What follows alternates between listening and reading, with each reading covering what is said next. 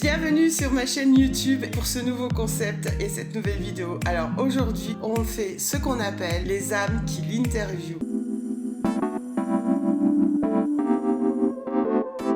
C'est Romain qui va me poser des questions et je vais vous répondre. Aujourd'hui, on va faire un peu la présentation et peut-être enchaîner sur une thématique si on a le temps. Sinon, la prochaine vidéo sera thématique. Donc, sur Instagram, je vous mettrai une petite foire aux questions et comme ça, vous me poserez vos questions et ce sera les thèmes des prochaines âmes qui l'interview. On essayera d'en faire une par semaine, voire deux. Et puis, une fois par mois, on fera une soirée âmes qui l'interview collective sur un salon Facebook. Donc en présence de Romain, mon acolyte, et moi-même. Et nous vous souhaitons une belle découverte pour cette première. Et donc, je vais laisser la parole à Romain qui va commencer cette suite de vidéos. Bonjour Amélie, j'espère que tu vas bien. Salut Romain, oui, merci, ça va bien. Bon, alors pour cette première vidéo interview, on va parler un peu de toi, de ton parcours. Donc je vais avoir quelques questions à te poser sur ton parcours de vie. Est-ce que tu es prête? I'm ready. Coffee, tout va bien. You are ready.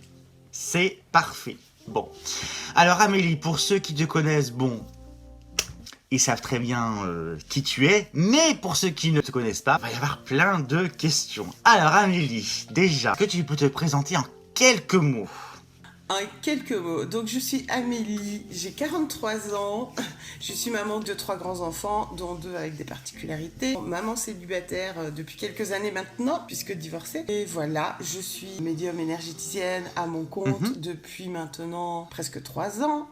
Et en pratique depuis 7 ans presque maintenant. En gros, en pratique, ça fait plus longtemps, puisqu'en fait, j'ai redécouvert qui je suis au fil du temps depuis en gros 2014. Mais c'est quelque chose que j'ai toujours fait dans ma vie, que je faisais inconsciemment, forcément, comme les 3/4 d'entre nous. Exactement. Alors Amélie, j'ai une question assez précise à te poser. À quel moment as-tu découvert tes capacités extrasensorielles? Alors, je les ai pas vraiment découvertes, en fait. J'ai plus compris et accepté. Parce qu'en fait, en 2014, j'ai enchaîné divorce, donc 2 enfants avec des particularités, et cancer. Et je passais entre la vie et la mort en 3 semaines. J'avais une tumeur de 17 cm dans le corps. Et en fait, la chirurgienne qui m'opérait ne me donnait pas grand espoir derrière, parce qu'elle avait jamais vu ça, etc. Bon bref, c'était un cas particulier, parce que c'était un cancer du rein à moins de 40 ans, et c'est très très très particulier. Elle me dit, voilà, l'opération c'est 15 poches de sang minimum, etc. On sait pas ce que ça va donner comme résultat et vous allez devoir peut-être être ouverte, je trouve pas d'autres mots, mais éventrée, voilà, soit tout en longueur, soit tout le côté, etc. Bref, et donc l'opération se passe et je suis ressortie au bout de 3 jours. Et l'opération, elle a pas compris, elle non plus, puisque si on parle en termes scientifiques, j'ai pas eu une poche de sang, rien du tout. Et tout s'est passé et en fait j'ai eu une célioscopie. Donc déjà, c'était le premier choc de la situation parce que en plus du divorce, ça, etc. Et au fur et à mesure, en fait, je suis ressortie de cette opération très très mal en disant je pestais sur ma grand-mère. Moi je parlais pas forcément aux morts avant, enfin voilà, je vais pas au cimetière, j'aime pas les cérémonies, tout ce genre de trucs, bon c'est pas mon délire. En ressortant là, j'étais tout le temps en train de pester sur ma grand-mère qui donc est décédée en 2008. Je lui disais maintenant je vois même pas pourquoi vous m'avez remis sur la route, calez-moi une autoroute et bonne personne et qu'on avance ou pas parce que sinon je repars quoi. Enfin, ça n'avait pas de sens pour moi, je vraiment pas. Et en fait au fur et à mesure, forcément sur ma route, je me suis croiser que des gens dans ce milieu-là. J'aime pas appeler ça un milieu, mais en même temps, je sais pas trop comment le nommer. Donc, j'étais auprès d'anciennes amies de lycée qui étaient bio-énergéticiennes, des magnétiseurs, des voyantes, des ceci, des cela. Et en fait, c'est au fur et à mesure comme ça que j'ai compris que j'étais ça aussi, cette chose-là, si j'ose dire. Mais voilà. Et en plus, tous ces gens-là, chaque fois me disaient la même chose. C'est tu vas voir la vie autrement. J'étais au plus bas de ma life. Je voyais pas comment je pouvais voir la vie autrement parce que franchement, voilà, entre un pervers narcissique, un divorce dans tous les sens, le cancer, les 3 enfants, les 2 avec le handicap, etc. Enfin, j'étais complètement submergée, débordée. La lumière, tu vas voir la lumière, c'est un peu compliqué, effectivement. Exactement. Comme beaucoup de gens qui passe. Hein. Voilà, alors des fois on parle de remise en question, classiquement parlant, et effectivement il s'agit de ça aussi, parce que je suis aussi allée voir, moi de mon côté, psychiatre et psychologue à cette époque, parce que je perdais pied, complètement pied, je savais pas du tout où j'allais. Sauf qu'à chaque fois on me remettait sur ma route des praticiens, médiums, etc. et autres. Et tous ces gens-là, à chaque fois que j'allais dans un endroit ou rencontrer quelqu'un, je suis même allée acheter des dizainiers, des chapelets. Moi je suis pas du tout religion, et je comprenais pas du tout pourquoi. Et en fait on me disait à chaque fois, tu vas voir la vie autrement, tu es comme moi, tu vas tirer les cartes, tu vas faire ceci et tout. Moi j'ai jamais tiré carte de ma vie. À l'époque au collège, quand j'avais 14-15 ans, je m'amusais, je prenais une bague, un fil, je faisais le pendule pour le fun, enfin voilà. Et effectivement je tombais toujours juste, mais je me suis jamais préoccupée de tout ça. On va poser la question, ouais voilà. Et en fait au fur et à mesure, ça s'est posé sur ma route, c'est devenu une évidence, parce que j'ai pas d'autres mots, parce que si aujourd'hui je suis à mon compte, c'est pas un choix, c'est pas j'ai des capacités, du coup demain je m'installe, je suis magnétiseur. Non, ça n'a pas été un choix. J'ai même fait mon auto-entreprise en 24 heures. C'est-à-dire que la veille, c'était non. Et le lendemain, on m'a vraiment poussé à me dire, mets-toi à ton compte, vas-y, fais les papiers, fais tout, machin et tout. Et c'est comme ça que ça s'est passé. Donc, j'ai en plus... Ok, donc c'était plus guidé qu'autre chose. Complètement, parce que j'étais complètement submergée. J'étais pas du tout ni consciente, ni dans le délire. Tout ce qu'on pouvait me raconter, t'es chaman, t'es médium, t'es voyant, t'es précurseur dans la médiumnité, t'es ceci, t'es cela, t'es machin. Je prenais et je rentrais chez moi et j'étais dans le même état, clairement. Donc ça me passait à 150 000 lieues. Et en fait, j'ai toujours été, par contre, sur des forums, tout ça, de discussion à l'époque. Et des fois, pour le fun, je prenais un pendule et je me testais. Je faisais des questions-réponses, des questions fermées, oui, non, dont les gens connaissaient déjà la réponse. Du coup, à cette époque-là, je me suis dit, bon, il faut que je vais reprendre ça parce que j'avais rien d'autre dans ma vie à foutre. Et j'ai refait ça. Et en fait, à chaque fois, j'avais des 8 et 9 sur 10 parce que je comptais mes points. Comme à l'école, je faisais mes notes et tout. Et je tombais toujours juste et voilà. Et puis, il y a une nana qui m'a poussée un soir et elle me dit, écoute, je t'envoie 2 photos, tu me dis ce que t'as sur les gens. Mais je dis, bah bien sûr. Qu'est-ce que je te dise, enfin c'est des photos quoi. Et puis en fait elle m'a poussé et en fait j'ai fait les 2 photos, et sur une des 2 photos il y avait son frère à cette fille. Je connaissais l'histoire de son frère, je savais quel était son parcours. Au moment où je prends la photo, rien. C'était comme si c'était en décalage, parce que j'avais complètement occulté ce qu'elle m'avait raconté, mais totalement. Et je prends juste la photo et je lui explique ce que j'ai sur son frère, etc. Et je lui dis, c'est très bizarre parce que je sens comme s'il était là, mais qu'il n'est pas là. À l'époque, c'est comme ça que la toute première fois que j'ai fait, c'est comme s'il était là, mais il n'était pas là. Et en fait, elle me dit, mais c'est mon frère. Et je dis, oui, d'accord, mais quoi, ton frère? Alors que je connaissais l'histoire. Et c'est là où j'ai compris que c'était dissocié. Et en fait, son frère, c'est quelqu'un qui est décédé dans un accident de moto et qu'on a retrouvé, plus d'une semaine après dans un fossé. Voilà. Et au fur et à mesure, j'ai continué comme ça. Et je parle beaucoup. Et j'ai continué comme ça, je me suis testée, j'ai fait plein de choses. Merci Amélie de ta réponse. Amélie, j'ai aussi une autre question. Est-ce que tu utilises un support en particulier pour travailler ?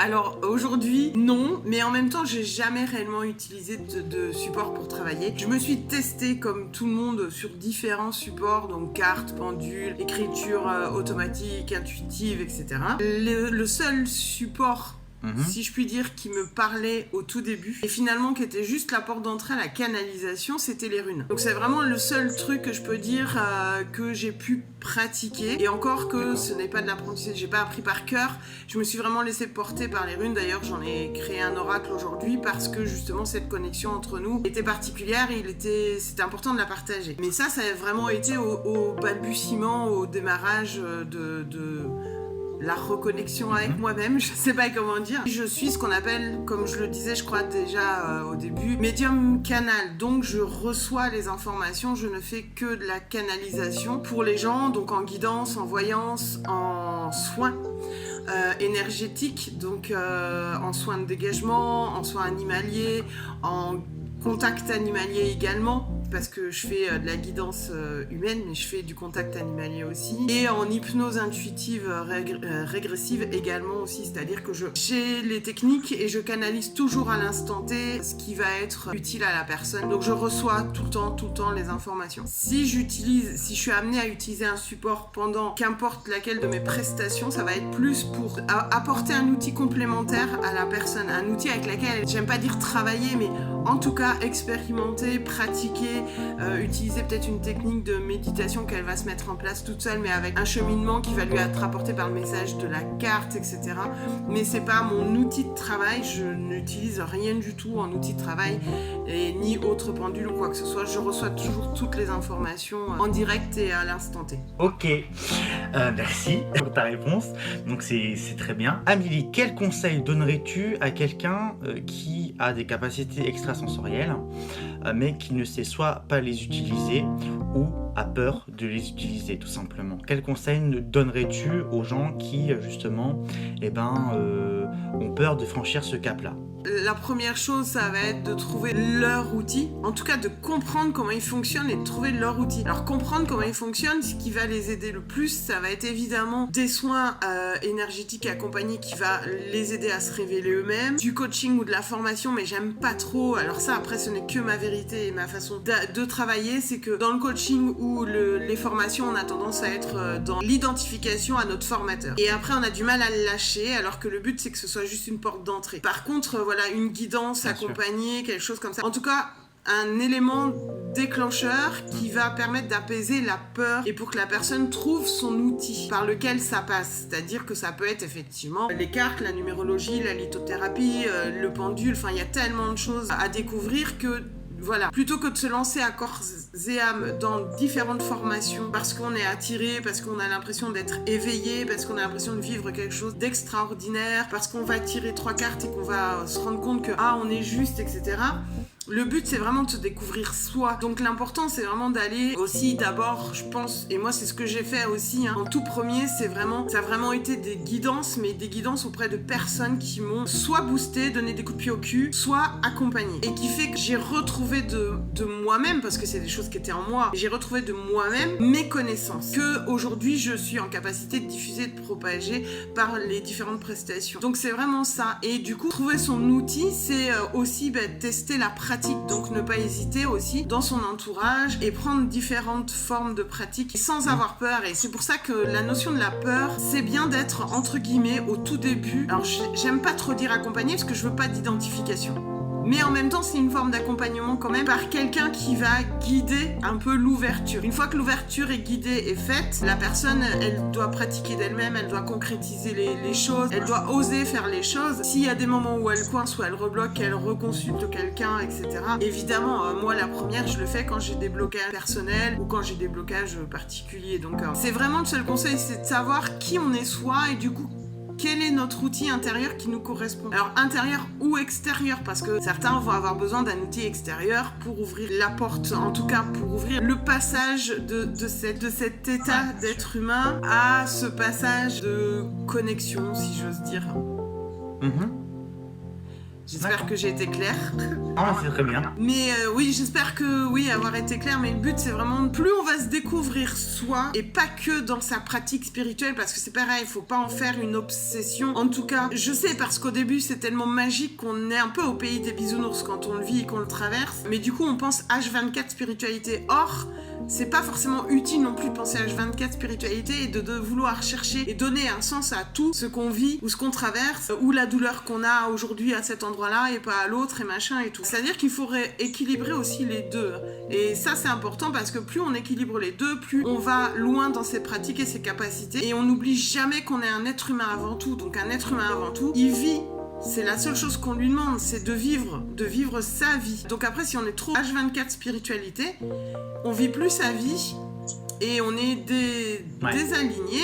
Et dans sa pratique aussi, on est désaligné en fait. Donc on va pas toujours être au plus juste. Ou alors sur notre route, on va nous mettre des pseudo-épreuves, c'est-à-dire des gens à qui rien ne va coller quand on va délivrer une information ou essayer quelque chose, parce que l'enracinement est pas fait et donc ce déséquilibre va être comme ça, flottant tout le temps. Donc c'est toujours important de garder le cap que la base de la spiritualité, c'est juste d'être un être humain et de vivre tous les jours avec ses galères, avec ses moments de joie, etc., etc. Et c'est plus on vit en tant qu'être humain, plus on grandit en capacité, plus on acte en fait dans la matière les choses spirituelles. Et ça, il y a beaucoup de gens qui ont des difficultés à l'intégrer, alors que c'est la base de tout, quoi. Parce que effectivement, au début, c'est hyper révélateur et que c'est plutôt magique et c'est plutôt incroyable. En tout cas, on le perçoit comme incroyable, alors que c'est des choses qu'on faisait et qu'on fait depuis tout le temps, tous les jours dans notre vie. Donc redescendons un peu sur cet humain qui s'aligne simplement avec son âme et avec qui il est en fait. Et ne jamais oublier ce côté humain.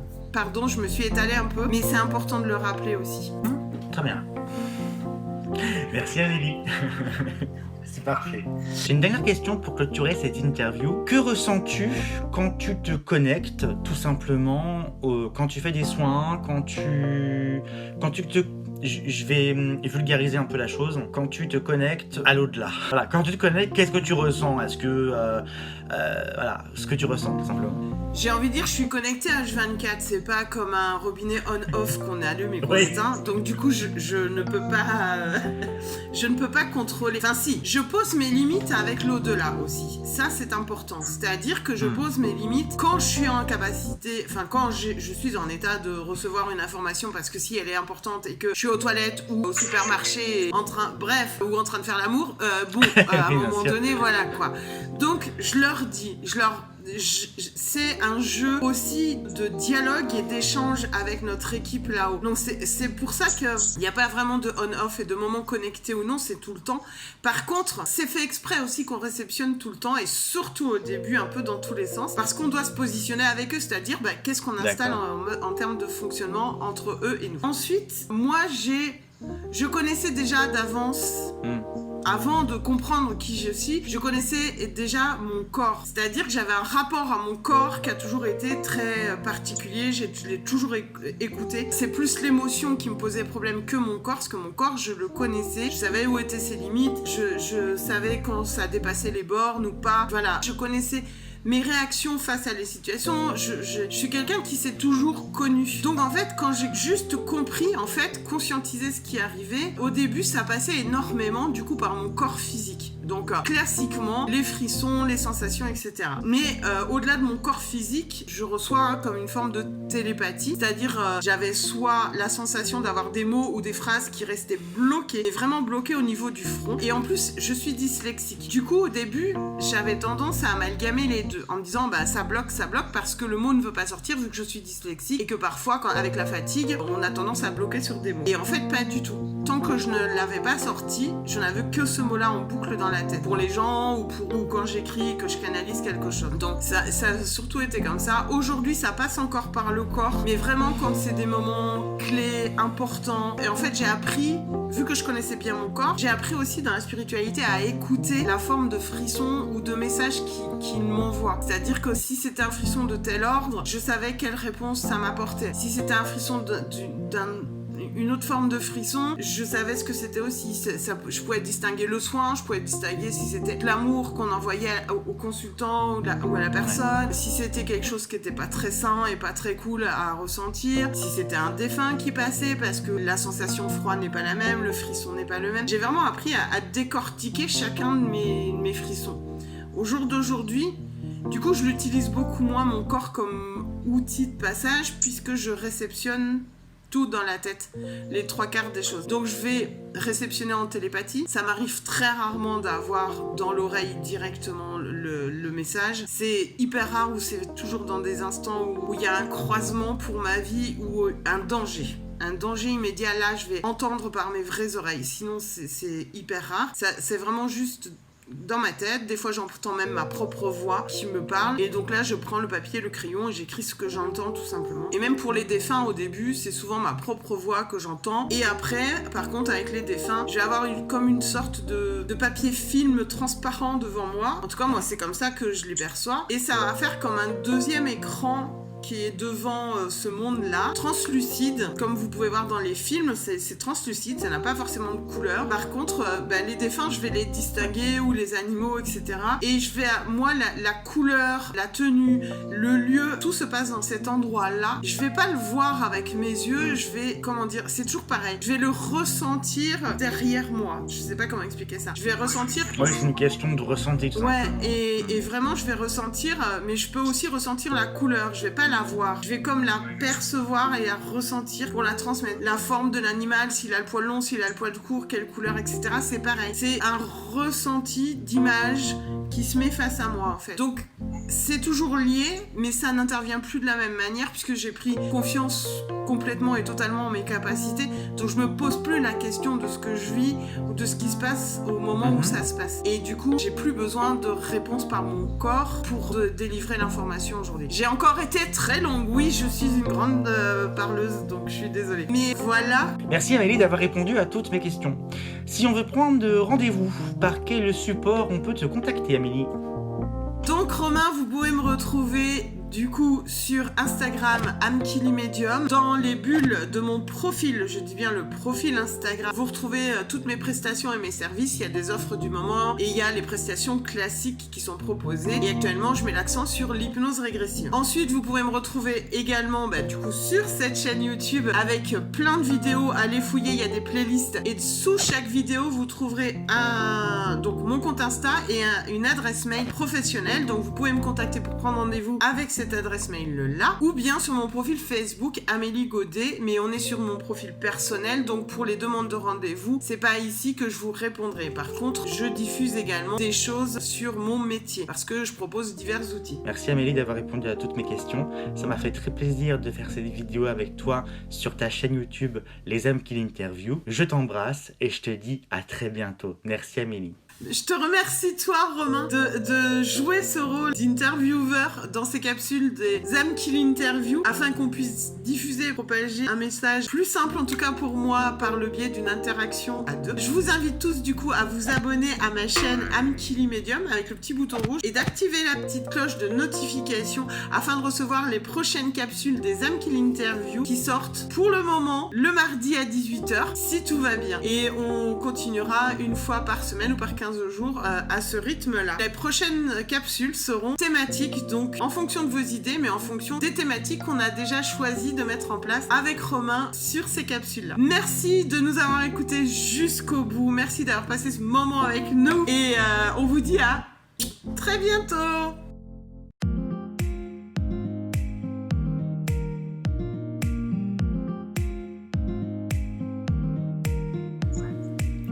Merci Romain d'avoir pris...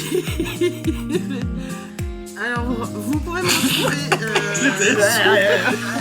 Alors j'ai des trucs dans les yeux, ces putains de paillettes de merde, j'utiliserai plus ce maquillage, genre... Au moins j'ai réussi à te poser la question, c'est bon. Que c'est mon métier et que c'est ma pratique quotidienne professionnelle. C'est nul. C'est archi nul. J'en peux plus. Je sais jamais comment tourner ce bordel, tu vois. Juste pour info et pour rappel, mes prestations sont à ces tarifs-là. Elles sont... À ces tarifs-là, on ne connaît même pas les tarifs.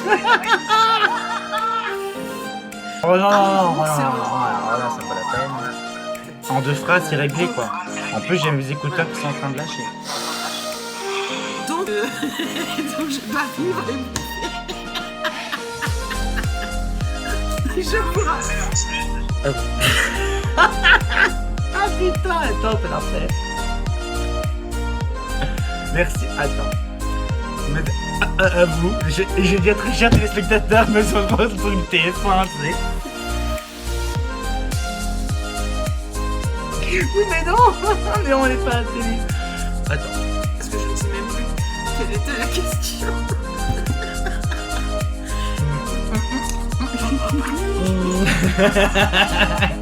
Au fur et à mesure... Bon bref, c'est pas ça que je veux dire, je vais y arriver. C'est un peu... J'ai une dernière question pour clôturer cette interview. Que ressent-il? Oh. Par contre, je t'ai perdu. T'inquiète, je t'ai plus en vidéo. Aïe aïe.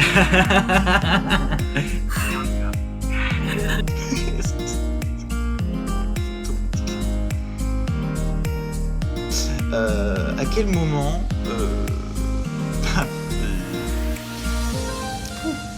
ouais non mais t'inquiète, on va couper ça au montage.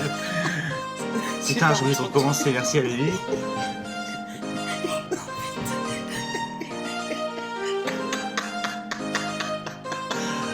Alors Amélie, Les E aussi, moi de mon côté, enfin, j'arrête, hein. Putain, Romain, allez, arrête.